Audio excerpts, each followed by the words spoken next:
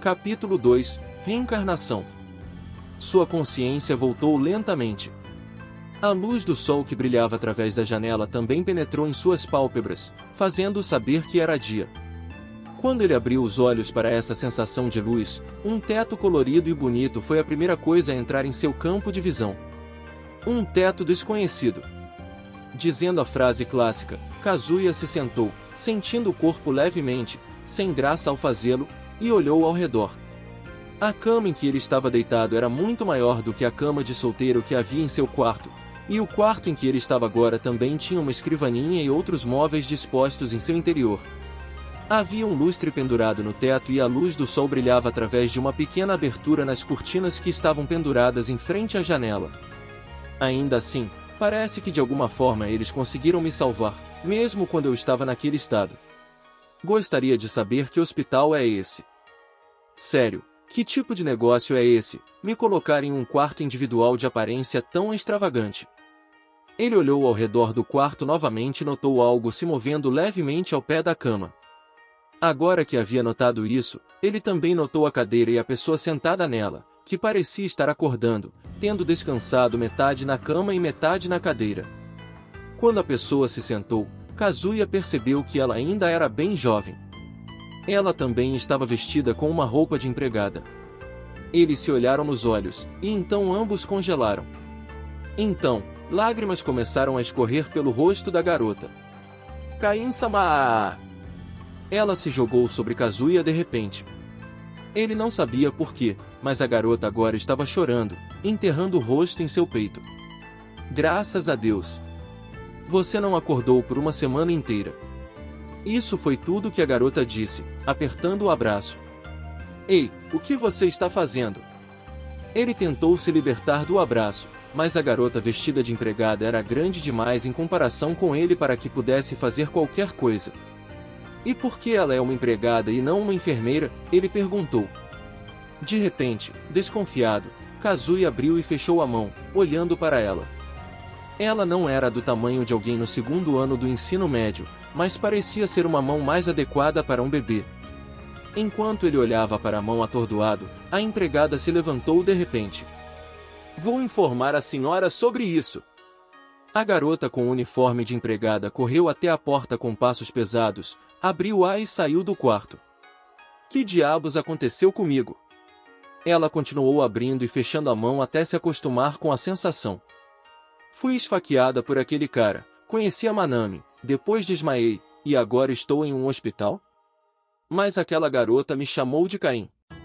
Garoto, eu sou Kazuya. Enquanto ele tentava organizar seus pensamentos, o som de alguém correndo pelo corredor o alcançou, e a porta se abriu logo em seguida. Caim, você acordou. Você teve febre alta e não acordou por uma semana inteira, eu estava tão preocupada. Uma mulher de 20 e poucos anos, com cabelos prateados na altura da cintura, entrou correndo no quarto.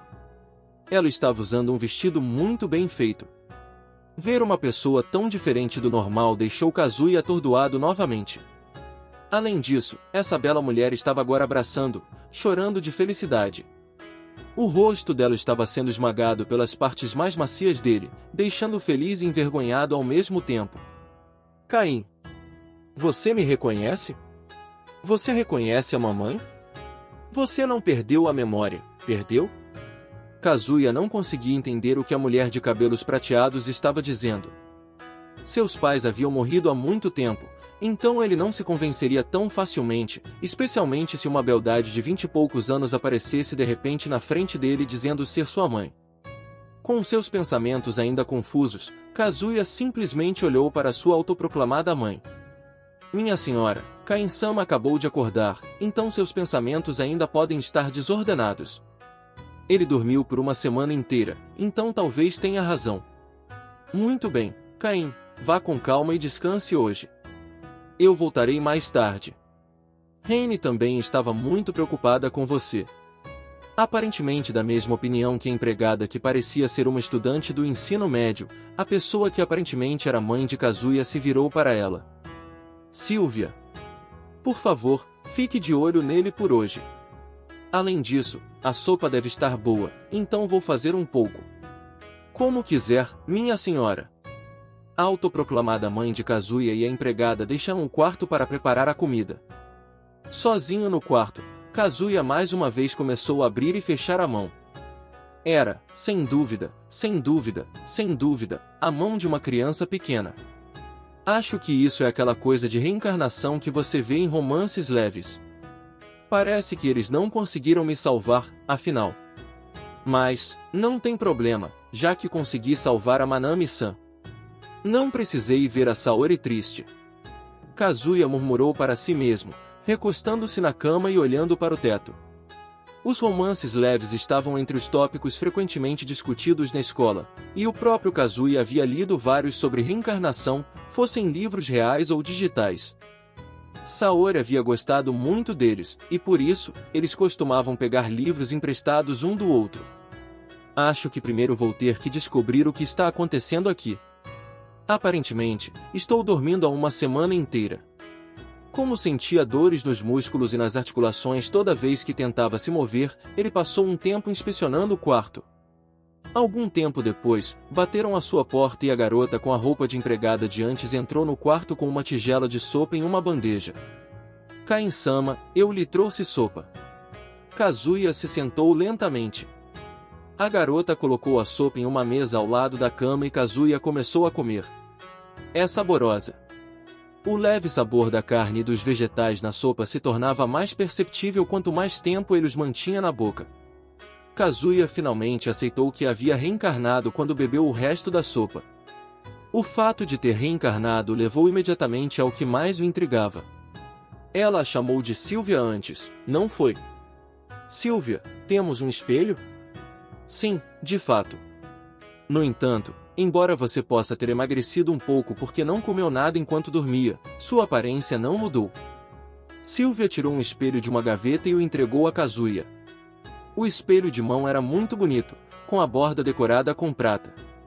Segurando-o com as duas mãos, Kazuya criou coragem e se olhou no espelho.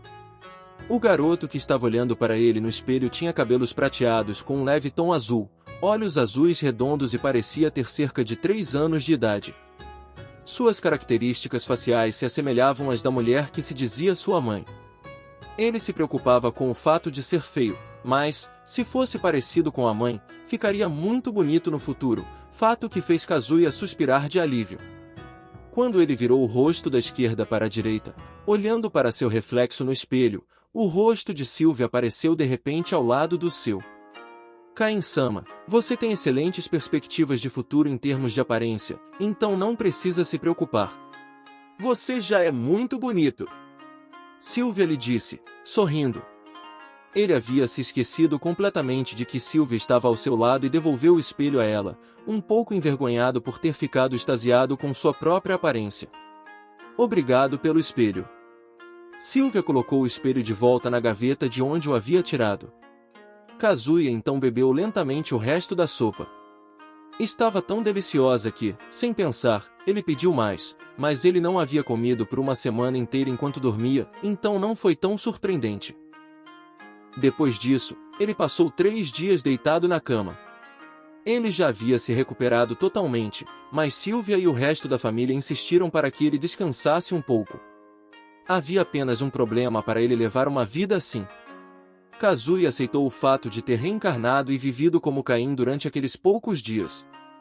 No entanto, ele não tinha nenhuma lembrança entre seu nascimento como Caim e sua reencarnação. Ele conseguiu confirmar que tinha 3 anos de idade perguntando a Sylvia, mas não tinha uma única lembrança desses 3 anos. Ele também não se lembrava de quando tinha menos de 3 anos de idade como Kazuya, mas como atualmente tinha 3 anos de idade, fazia sentido se lembrar de pelo menos alguma coisa.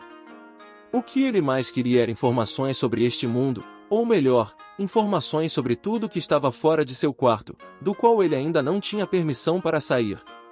Ele já havia vivido no Japão da Era Moderna, o que lhe permitia buscar informações sobre o mundo inteiro com apenas um smartphone. Hoje em dia, ele nem sabia o que havia fora de seu quarto. Além disso, embora pudesse entender e conversar com Sylvia, ele não conseguia entender as palavras usadas nos livros. Os livros ilustrados na prateleira ao lado de sua mesa certamente não estavam em japonês. Estavam escritos em um alfabeto completamente desconhecido. Depois, Kazuya reuniu informações sobre a casa enquanto descansava em sua cama e ouvia Sylvia falar sobre o que estava acontecendo.